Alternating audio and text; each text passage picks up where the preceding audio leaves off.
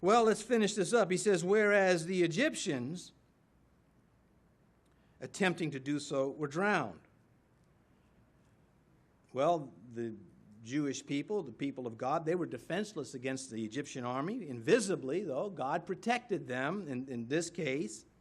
But unbelief can try to imitate faith. This is one of the lessons out of that story. Pharaoh's army tried to go where God's people went and were destroyed. You can only go so far. They went in deep enough and they perished. Bold confidence of the world goes only so far. And death, and that's where it stops. And so what we get out of this section, I'm closing with this. In verse 28, he speaks of the Passover. That brings us out of Egypt, does it not? Yes.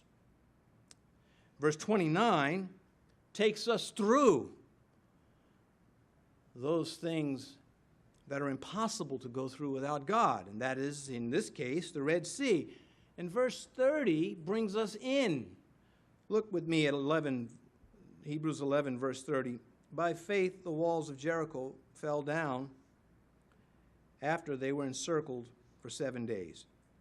So we see in verse 28 again, bringing out the people of God. In verse 29, taking them through. And then verse 30, bringing them in. There's a lot that happened between those verses.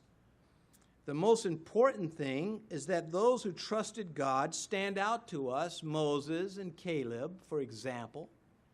And we say to ourselves, I will be a Moses or a Caleb in the midst of the scary things of this life. And close with this thought. There can be no progress as a Christian without faith and without prayer. Not the results, our response to what goes on in this life are summed up in faith and prayer.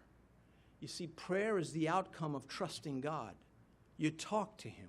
You speak to Him. You make contact with Him in reverence, in defiance to those things that are scaring you to death.